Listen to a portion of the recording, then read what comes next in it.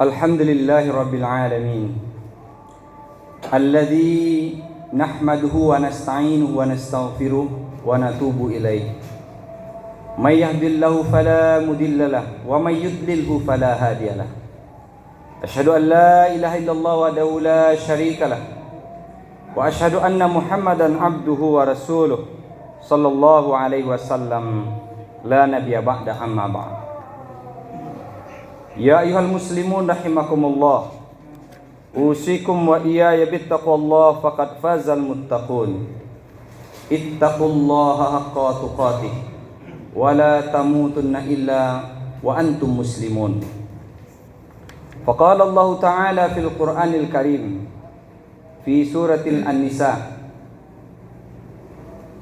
Bismillahirrahmanirrahim. Wa may ya'mal su'an aw yazlim nafsahu thumma yastaghfirillaha yajidillaha ghafurar rahima. Wa may yakshif ithman fa innama yaksibuhu ala nafsihi wa kana Allahu aliman hakima. Wa may yaksib khati'atan aw isman thumma yarmi bihi bari'an faqad tamala buhtana wa ithman mubina. Shadaqallahul azim. Para tamu-tamu Allah yang kami muliakan, puja dan puji serta syukur kita mari kita peruntukkan untuk Allah Subhanahu wa taala yang telah menciptakan kita dan yang menjadikan bumi ini tempat tinggal kita sementara. Dan dialah yang akan menutup usia kita dengan ajal yang telah ditetapkannya. Suatu saat nanti kita akan berada di alam keabadian, yakni alam akhirat. Semua proses itu telah tertulis di Lauh Mahfuz. Kita berada di dunia ini sedang diuji siapa yang paling baik amalnya. Allah pergilirkan antara hidup dan mati supaya Dia bisa menilai kita. Siapa dengan kehidupan dan kematian itu mendapat pelajaran sehingga dia memperbaiki dirinya.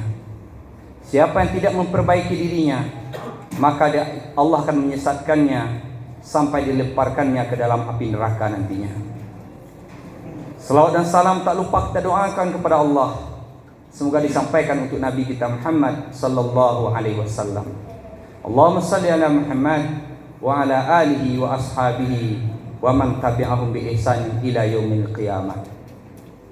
Para tamu-tamu Allah yang kami muliakan, adapun judul khutbah Jumat kita hari ini adalah beberapa hal yang dapat menunjang taubat nasuha. Bapak-bapak sidang Jumat rahimakumullah, setiap kita pasti pernah melakukan kesalahan dan dosa, siapapun kita. Karena Nabi SAW sendiri sudah mengatakan bahwa kullu bani Adam khata'un. Setiap anak cucu Adam itu bersalah. Bukan kesalahan warisan dari Nabi Adam, tidak. Tapi memang itulah sifat kita sebagai manusia, tidak luput dari salah dan khilaf. Tapi kata Nabi SAW, wa khairu khata'ina at-tawwabun. Sebaik-baik orang yang bersalah itu adalah orang-orang yang bertaubat. Kita kalau suruh memilih tentu kita ingin menjadi orang-orang yang baik. Tapi sebaik-baik kita tetap ada saja melakukan kesalahan. Karena itulah sifat kita manusia. Karena Allah SWT telah mengilhamkan ke dalam jiwa kita dua sikap, yaitu sikap takwa dan sikap fujur. Wa nafsi wa masawwaha fa'alhamaha fujuraha wa taqwaha. Demi jiwa dan penciptaannya, kata Allah SWT, bahwa sesungguhnya aku ilhamkan ke dalam jiwa-jiwa itu ada sifat fujur, ada sifat takwa. Qad aflaha man zakkaha. Beruntunglah orang-orang yang selalu mensucikan sifat-sifat fujurnya itu dengan sifat takwa.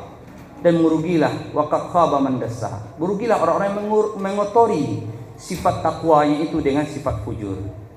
Kedua-duanya ada dalam diri kita, tapi kita harus bersihkan salah satunya supaya ada sebuah ketetapan dalam diri kita menjadi orang apa kita ini. Hidup kita adalah sebuah proses yang sangat panjang, sepanjang usia yang Allah tetapkan untuk kita. Maka sepanjang itu pula lah kita memproses diri kita. Bagaimana kita membaca kehidupan diri kita. Man arafa nafsahu faqad arafa rabbahu. Siapa yang sudah selalu memproses dirinya, selalu ingin mengenal dirinya dengan jujur, dengan baik, nanti dia akan kenal dengan Tuhannya. Maka sebab itu, mari kita mengenali diri kita. Sebagai manusia biasa, kita pasti banyak salah dan khilaf. Karena Nabi SAW juga mengatakan, Ya ayuhan nas tubu ilallah. Wahai seluruh manusia, hendaklah kalian bertobat kepada Allah. Wa inni atubu ilallah fil yaumi mi'ata marrah. Adapun aku dalam sehari itu tobat kepada Allah 100 kali. Subhanallah. Beliau sebagai seorang Nabi dan Rasul, bahkan tidak sekedar seorang Nabi dan Rasul, bahkan beliau adalah Sayyidil Anbiya'i wal Mursalin. Beliau digelar sebagai pemimpinnya, penghulunya para Nabi dan Rasul. Tapi ingat, beliau tetap mengatakan diri beliau sebagai orang yang ada kesalahannya. Sehingga beliau dalam sehari dia menghapus kesalahannya dengan bertaubat kepada Allah. Inni atubu ilallah fil yaumi. Sesungguhnya aku tobat kepada Allah dalam sehari mi'ata marrah, 100 kali. Bagaimana dengan kita yang tidak nabi ini, yang tidak jadi penghulu apapun? Sedangkan nabi bukan sekedar penghulu kampung, bahkan penghulu bagi seluruh nabi dan rasul. Berapa banyak jumlah para nabi dan rasul? Ratusan ribu kata Nabi SAW jumlah Nabi dan Rasul itu. Cuma yang wajib kita ketahui hanya 25 Nabi dan Rasul. Ratusan ribu sampai 124 ribu jumlah para Nabi dan Rasul. Beliau pemimpinnya, beliau penghulunya. Semua Nabi-Nabi dan Rasul dahulu mengidolakan seorang sosok, ya, Muhammad sallallahu alaihi wasallam. Nabi akhir zaman yang diutus oleh Allah bukan untuk kaumnya bangsa Arab saja, tetapi juga untuk non-Arab, bahkan bukan hanya untuk orang Arab dan non-Arab saja, bahkan dia diutus oleh Allah untuk alam semesta ini. Wa ma arsalnaka illa rahmatan lil alamin. Bahkan bukan hanya untuk golongan manusia, bahkan untuk seluruh golongan makhluk Allah. Beliau adalah sebagai rahmat dari Allah untuk alam semesta ini. Maka sebab itu, beliau yang sangat istimewa di sisi Allah sebagai Habibullah, kekasih Allah, tetap mengakui kesalahannya sehingga beliau bertobat kepada Allah 100 kali dalam sehari. Bagaimana dengan kita? Tentu kita akan jujur dengan diri kita sendiri. Tidak ada di antara kita mengaku diri kita orang suci. Ketika kita melihat orang salah, orang berdosa, seolah orang itulah yang berdosa. Kita tidak. Padahal kita juga manusia biasa. Kulu Bani Adam. Jangankan Bani Adam, anak keturunan Adam, Nabi Adam sendiri alaihi salam, beliau berada di surga, melakukan kesalahan. Tapi Nabi SAW mengatakan, walaupun satu kesalahannya dilakukan di dalam surga, kena memakan buah khuldi ketika Allah melarang mendekati pohon itu. Wala taqraba hadhihi sajarah, jangan kamu dekati pohon ini wahai Adam, nanti kamu akan jadi orang merugi. Wala taqraba hadhihi sajarah wa takunanna minal, tadi kamu akan jadi orang merugi. Tapi bukannya mendekati Nabi Adam, malahan memakan buahnya sendiri. Tidak sekedar mendekati, tapi dia petik buahnya, dia makannya bersama istrinya, sehingga Allah murka kepadanya, mau disiksa ke dalam neraka. Tapi dia minta taubat kepada Allah SWT. Si penggoda iblis laknatullah alaih mau dilemparkan ke neraka juga minta izin untuk dipanjangkan umur sampai hari kiamat untuk menggoda anak cucu Adam. Wajar. Jangankan kita, sedangkan Nabi Adam saja tergoda oleh bujuk rayu syaitan laknatullah alaih. Maka kita wajar saja kita berbuat kesalahan. Karena di dalam kita ada potensi kesalahan itu, sifat fujur yang Allah ilhamkan dalam diri kita untuk menguji kita. Apakah kita cenderung kepada yang fujur, berbuat kesalahan dan dosa, atau kita cenderung kepada sifat-sifat orang bertakwa. Al-Quran Allah turunkan kepada kita untuk membimbing kita bagaimana menyikapi sifat yang ada dalam diri kita. Kadang-kadang datang bisikan-bisikan baik, kadang-kadang juga datang tawaran untuk melakukan keburukan. Ketika itu muncul, Allah mengaktifkan fungsi akal kita untuk memilih, untuk memilah sifat mana yang akan kita ambil, sifat mana yang akan kita tinggalkan. Sehingga orang yang selamat itu orang yang menggunakan akalnya dengan benar untuk kesiapan dia menuju kehidupan yang abadi nanti di akhirat. Maka Al-Quran Allah turunkan pembimbing akal kita supaya menuju orang-orang yang bertakwa. Allah turunkan Al-Quran. Sehingga kata Allah SWT, barang siapa yang sudah terlanjur melakukan perbuatan jahat, wa may ya'mal su'an aw yazlim nafsahu, atau telah menzalimi dirinya sendiri. Apa kata Allah SWT? Kemudian dia segera memohon ampun kepada Allah, niscaya ia mendapati Allah itu Maha Pengampun lagi Maha Penyayang. Tidak ada orang tidak bersalah, pasti setiap kita ada salah dan khilafnya. Tapi sebaik-baik orang bersalah mau bertobat, tidak larut dalam dosa kita. Makanya Allah memerintahkan kepada kita supaya kita banyak-banyak bertobat kepada Allah. Sehingga Allah perintahkan tobat itu hukumnya wajib. Karena dalam Al-Quran perintah Allah, ya ayyuhalladzina amanu tubu ilallahi taubatan nasuha. Kalimat tubu itu fi'il amal, perintah. Kata ulama ahli usul menilai ayat dan hadis Nabi ketika ada perintah itu konotasinya adalah untuk mewajibkan kita. Al aslu fil amri lil wujub. Asal dari sebuah perintah Allah dan Rasul itu menunjukkan sebuah kewajiban. Wajib. Undang-undang kewajiban itu apa? Kalau kita kerjakan, kita mendapat nilai kebaikan, pahala di sisi Allah SWT. Kalau kita tidak melakukannya, maka kita akan larut dalam dosa. Tobat itu wajib. Kalau kita tidak tobat, berarti kita akan larut dalam dosa kita. Makanya dari mana kita tobat? Dari semua jenis dosa. Tadi dikatakan perbuatan jahat. Apa yang jahat itu? Yang jahat itu bukan kata orang, tapi kata Allah dan Rasul. Kalau kita melanggar perintah Allah dan Rasul, itu namanya jahat. Karena kalau standar jahat itu kata orang, bisa jadi suatu saat nanti orang mengatakan berzina itu tidak jahat. Kenapa? Karena suka sama suka. Yang jahat itu apa? Memperkosa. Orang tidak suka dipaksa-paksa. Maka ada usaha orang ingin membuat sebuah undang-undang bahwa kalau orang berzina itu tidak kena sanksi. Kenapa? Karena dia suka sama suka. Udah lama dia janjian mau berzina. Maka kalau dilaporkan ke pihak berwajib nggak bisa menindak. Kenapa? Undang-undang yang berlaku seperti itu. Makanya kejahatan itu standarnya apa? Bukan kata kita, tapi apa kata Allah dan Rasul. Karena Allah telah mengutus Rasulnya untuk membimbing kita supaya kita selamat dari siksanya. Kalau kita bisa selamat dari hukuman manusia, pihak keamanan tidak bisa mencari alasan untuk menghukum kita. Karena memang undang-undang yang berlaku di suatu daerah itu seperti itu, gak bisa dia menghukum kita. Dia mesti sesuai dengan undang-undang. Maka sebab itu Allah SWT nanti akan menghukum. Kalau Allah menghukum, dia akan menggerakkan alam ini untuk menghukum kita. Kalau alam menghukum kita atas perintah Allah, dia gak punya batas. Tidak ada dipilih-pilih kita, dipukul rata saja. Orang yang sedang sholat masjid kena juga. Ya, orang taat kena juga. Kalau sudah bencana itu diturunkan oleh Allah untuk kita. Cobalah lihat kita di tempat-tempat bencana. Bukan dipilih-pilih orang-orang yang bermaksiat saja.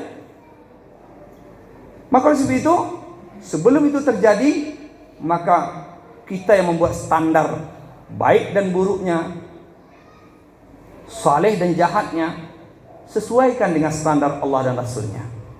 Karena kalau tidak, Allah yang bertindak sendiri untuk kita.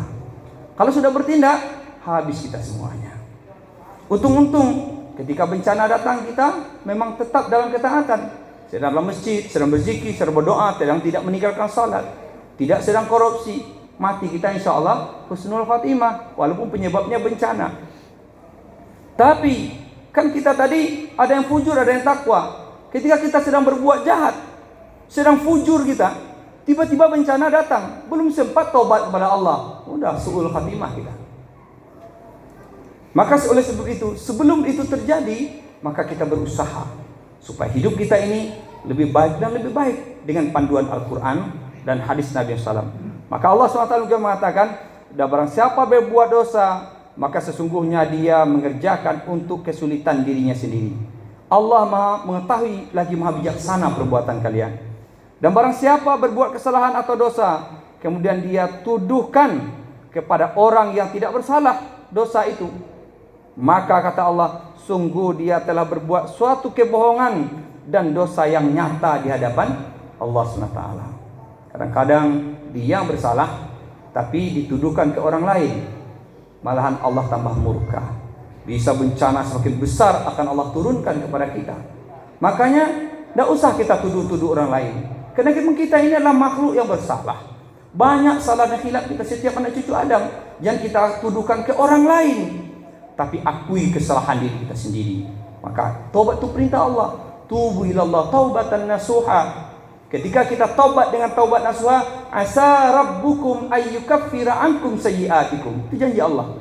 Kalau kita sudah taubat kepada Allah, asa rabbukum, Tuhan kamu akan melupakan dosa kamu itu. Asa rabbukum ayyukaffira ankum sayyiatikum. Apa kekafiran kalian? Apa kejahatan kalian, kata Allah? Ayyukaffira ankum sayyiatikum. Bahkan tidak sekedar asa, bukan melupakan saja kekafiran dan kejahatan kalian, bahkan kata Allah, wa yudkhilkum jannatin tajri min tahtihal anhar. Orang yang mau mengakui kesalahannya, bertobat kepada Allah, Allah akan memasukkan dia ke dalam surga. Walaupun di dunia mungkin banyak dosa, tapi banyak juga bertobat kepada Allah. Karena manusia tidak bisa luput dari salah dan khilaf. Makanya Allah SWT dalam sebuah hadis qudsi, Nabi SAW menjelaskan, sesungguhnya Allah Azza wa Jalla, Inna Allah Azza wa Jalla yabsutu yadahu bil lail liyatuba musi'un nahar, wa yabsutu yadahu bin nahar liyatuba musi'ul lail hatta yatlu as-samsu minal maghribiha. Hadis riwayat Muslim, ya. Apa kata Allah SWT? Sesungguhnya Allah Azza wa Jalla, kata Nabi SAW, sesungguhnya Allah Azza wa Jalla membukakan tangannya pada malam hari agar orang yang berbuat salah, berbuat dosa, berbuat maksiat pada siang hari mau bertobat kepada Allah. Dibukanya pintu taubatnya di malam hari, dibentangkan tangannya untuk menerima taubat orang yang melakukan dosa di siang hari. Sebaliknya juga gitu. Dan dia Allah itu juga membuka tangannya pada siang hari agar orang yang berbuat kesalahan pada malam hari mau bertobat sampai matahari terbit dari barat. Selama matahari pagi Jumat nanti, kita nggak tahu, alhamdulillah hari ini masih dari timur terbitnya. Nanti suatu pagi Jumat, orang menunggu matahari terbit karena mau pergi kerja, tidak muncul-muncul juga, ditunggu-tunggu nggak muncul-muncul juga, matahari masih gelap juga. Tiba-tiba beberapa waktu setelah itu muncullah matahari dari barat. Maka orang pada keheranan, wah ini sudah biasa, kejadian aneh ini sudah biasa, ini tanda dunia sudah tua, ini namanya fenomena alam. Tidak terfikir orang bahwa itu tanda-tanda kiamat besar. Ternyata apa kata Nabi SAW? Selama matahari belum terbit dari barat, maka tobat kita masih berlaku. Tapi kalau sudah terbit dari barat, tobat tidak diterima lagi. Makanya supaya kita diterima oleh Allah taubat kita, mari kita perhatikan apa yang harus dilakukan. Pertama, mengikhlaskan niat untuk Allah semata dalam bertaubat kepadanya. Sesungguhnya Allah Ta'ala tidak akan menerima suatu sedikit pun, melainkan dari orang yang selalu ikhlas, yang mendambakan ridho dari Allah Subhanahu Wa Ta'ala semata. Maka kita ikhlas melakukan taubat. Ada juga orang taubat itu tidak ikhlas. Kenapa? Karena terpaksa. Udah dipukul-pukul oleh aparat punggungnya. Masih ini juga yang kamu kerjakan. Besok, kemarin kamu yang ketangkap, sekarang kamu juga. Tobat, saya tobat. Itu namanya tobat terpaksa, tidak ikhlas. Ada orang yang tobat, kenapa? Bosan dia melakukan kejahatan. Lah pasai, lah sado kejahatan dilakukan. Muncul kebosanan melakukan kejahatan, baru dia melakukan kebaikan. Itu bukan tobat juga namanya. Itu kena kebosanan. Ada juga orang tobat itu, ya kena ada penilaian sesaat. Karena ingin jadi aparat, ingin menjadi eksekutif, ingin menjadi anggota legislatif, ya maka dia berbuat baik, dia meninggalkan kejahatannya. Kenapa? Karena mau acara pemilihan. Itu juga bukan ikhlas namanya. Ikhlas itu betul-betul mengharapkan ridho Allah semata. Yang kedua, syarat taubat itulah berusaha keras mengerjakan amal saleh setelah dia bertaubat itu. Berusaha mengerjakan amal keras. Ya, amal saleh. Bukan dia kapan ada waktu saja, tapi dia menciptakan waktu untuk amal saleh itu. Salat itu bukan menunggu waktunya, tapi setiap waktu dia itu adalah salatnya. Maka waktu-waktu salat itu bukan di waktu 5 waktu saja, tapi ada sunat sebelumnya, ada sunat sesudahnya, ada sunat yang tanpa ditentukan kapan waktunya kecuali di waktu terlarang yang tidak dia lakukan. Dia kapan saja dia teringat Allah, dia ingin sujud rukuk di hadapan Allah. Namanya dia berusaha keras, berinfak tidak tunggu ketiding lewat. Dimanapun ada kesempatan, ada orang lewat, bukan hanya ditunggu ketiding lewat, tidak ditunggu pengurus mengumumkan. Bahkan dia mau mencari-cari masjid, apa yang dibutuhkan di sini, apa yang dibutuhkan di sini. Ada tipe orang yang tobat itu seperti itu. Dulu mungkin hartanya dikumpulkan dengan cara haram, dia ingin bertobat kepada Allah, dia harus bersihkan hartanya. Dia keluarkan zakat, dia keluarkan infak sedekah, dicari di mana lahan-lahan kosong untuk didirikan rumah-rumah tahfiz, dibuatkan pesantren, panti asuhan. Dia cari peluang, dia berusaha keras untuk mengganti. Kenapa? Karena kata Nabi SAW, ittaqillaha haitsu ma kunta wa atbi'is sayyi'ah hasanah tamhuha. Itu cara orang tobat. Ya, bertakwa kamu kepada Allah di mana saja kamu berada, dan iringi perbuatan jahat kamu selama ini dengan perbuatan baik, maka perbuatan baik itu akan menghapus perbuatan jahat kamu selama ini. Luar biasa. Ya, siapa di antara kalian tidak salah? Siapa di antara kalian tidak berbuat maksiat? Tapi ketika kita menutup dengan kebaikan, kebaikan itu akan menutupinya. Biarlah kita menjadi mantan apa saja yang jahat-jahat dibilang orang, tapi itu dulu, sekarang tidak lagi. Sekarang kita telah taubat kepada Allah. Apalagi menjadi mantan narapidana. Kita sudah dapat pelajaran banyak, itu baru hukuman dunia, kita nggak bisa bergerak apa-apa. Bagaimana nanti kalau dikurung di dalam nerakanya Allah? Itu penjara yang tinggi, tembok yang bisa diloncat. Sekarang masih banyak orang lolos dari penjara dunia. Tapi penjara akhirat, ya, dindingnya itu kalau dijatuhkan suatu benda ke dalam jurang neraka itu 20 tahun baru sampai benda itu ke dasar itu. Bagaimana kita mau memanjat dinding itu? Kita melihat dinding batu yang diharau saja seperti ini, kita melihatnya ngeri kita. Siapa yang bisa sanggup mendaki ini? Itu baru di dunia. Paling beberapa detik sampai itu benda ke dasar harau itu. Tapi di neraka nanti 20 tahun benda itu baru sampai ke dasar neraka. Bagaimana kita akan mau keluar dari neraka? Enggak bisa. Kecuali Allah yang mengeluarkan dia ketika rahmat Allah jatuh kepada dia, karena ada sedikit keimanan dalam diri kita.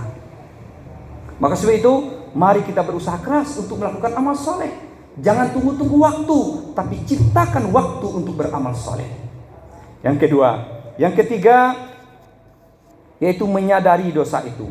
Jangan sampai kita tidak sadar bahwa kita dosa. Apa syarat untuk bisa sadar? Syarat sadar itu kita tahu. Kalau nggak tahu, tentu kita nggak sadar. Untuk bisa menjadi tahu itu, kita harus menuntut pengetahuan, rajin menuntut ilmu agama. Masjid sebesar ini, sebagus ini, infak orang wakaf orang sebanyak ini, masa nggak kita manfaatkan untuk ngumpul-ngumpul bicara agama, diskusi bicara agama? Nggak harus resmi. Yang penting ada teman diskusi tentang agama. Apa yang harus kita perjuangkan untuk diri kita dan keluarga kita dulu. Nantilah kita bicara, oh ingin diri negara Islam, oh terlalu jauh itu. Diri kita aja belum Islami, bagaimana ingin mendirikan negara Islam? Terlalu jauh. Sebenarnya mendirikan negara Islam, model Nabi saja mudah aja. Dia bilang nggak pernah bercita-cita mendiri negara Islam, Mekah, negara Islam Madinah, nggak pernah. Dia hanya ingin menegakkan Islam itu pada diri umat saja. Makanya tegakkan Islam pada diri kita. Nanti dengan sendirinya tegak sendiri dia dengan negara kita. Tidak perlu kita berkoar-koar, kampanye, payah-payah gitu. Tidak perlu. Kita tegakkan pada diri kita sendiri. Kita bicara agama antar sesama kita. Insya Allah semua kita yang nanti yang nuntut ingin tegaknya syariat Islam di Indonesia sebagai percontohan seluruh dunia. Itu akan terjadi insya Allah. Ya.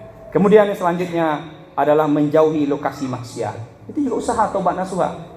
Dan merusak peralatan maksiat yang pernah kita pakai untuk bermaksiat. Ada alat-alat untuk maksiat itu kita nggak usah, kita hancurkan aja lagi, nggak perlu kita pakai lagi. Kemudian juga mencari teman akrab yang soleh, itu juga usaha kita untuk taubat. Kalau kita mau taubat tapi teman masih juga teman yang kawan berbuat maksiat dulu, nggak bisa. Cari teman yang baru. Kalau tidak, kita bentuklah pertemanan yang dulu mungkin kita dalam jahiliyah, sekarang dalam hijrah. Ya. Kemudian selanjutnya membaca Quran dan hadis dengan rutin. Ya, bikin majelis Quran, majelis hadis. Insya Allah kita akan bertaubat kepada Allah. Ingat bahwa siksa dari Allah itu akan segera datang kepada kita. Ya, akan segera datang di dunia, lebih-lebih lagi nanti di akhirat. Insya Allah membantu kita akan tobat.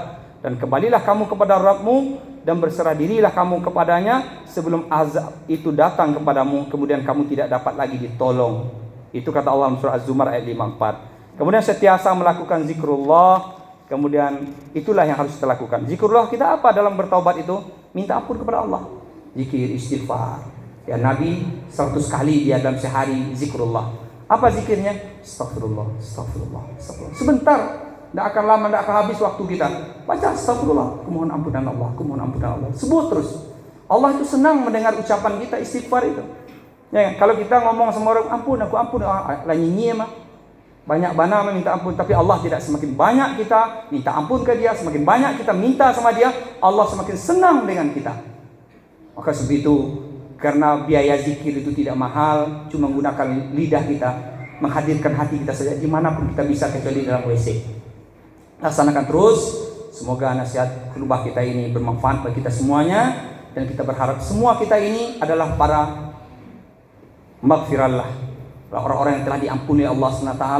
Mudah-mudahan kita berkumpul nanti di surga Allah SWT, bernostalgia tentang perjuangan hidup yang susah di dunia ini nanti di surga Allah SWT. Fa'tabiru ya ulil albab la'allakum tatafakkarun.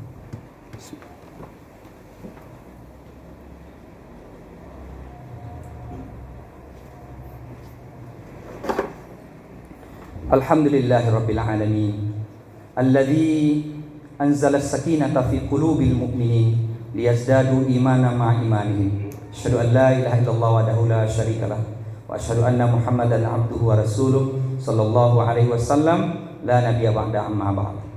Ya ayyuhal muslimun rahimakumullah, usikum wa iyaya bittaqwallah faqad fazal muttaqun. Ittaqullaha haqqa tuqatih wa la tamutunna illa wa antum muslimun. Faqala Allah Ta'ala fil Qur'anil Karim, a'udzu billahi minasyaitonir rajim. Bismillahirrahmanirrahim. Wal 'asri innal insana lafi khusrin illa alladziina amanu wa 'amilus shalihati wa tawassaw bil haqq wa tawassaw bis sabr. Kaum muslimin sidang Jumat rahimakumullah. Di khutbah kita kedua ini kita bacakan satu surat yang pendek, cuma 3 ayat, tapi luar biasa. Maknanya itu bisa menyelamatkan kita sampai di akhirat dan membebaskan kita dari kerugian dunia dan akhirat. Apa kata Allah SWT?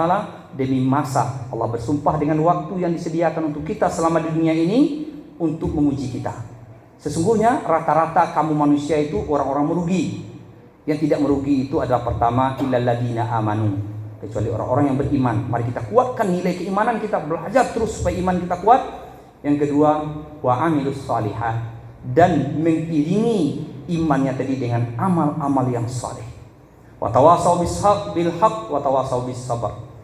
Yang pertama, yang ketiga adalah selalu saling tausiah, saling mengingatkan dengan nilai kebenaran dan saling mengingatkan dengan sikap yang sabar.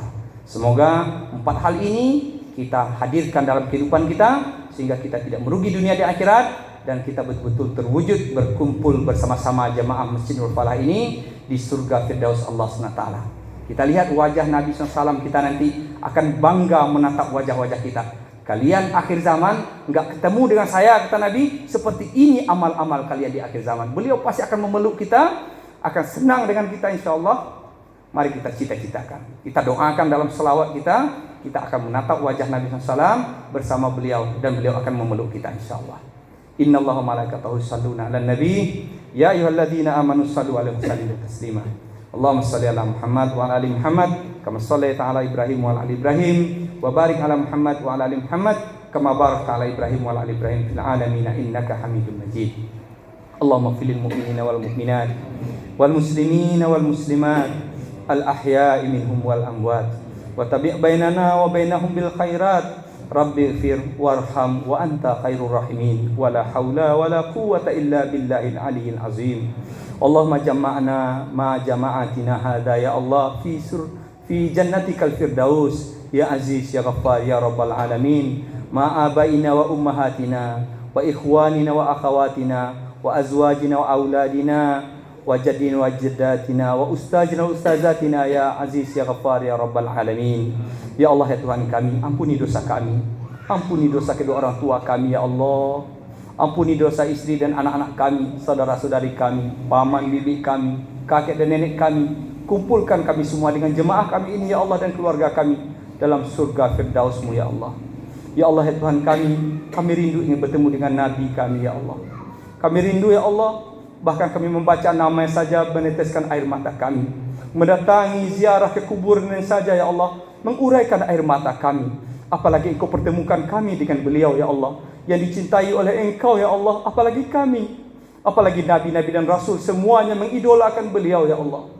Berikan kesempatan kepada kami ya Allah, untuk di atas dunia bertaubat, mengikuti taubat beliau ya Allah, sehingga Engkau kumpulkan kami beserta keluarga kami yang besar di dunia ini, di akhirat nanti dalam surga firdaus-Mu.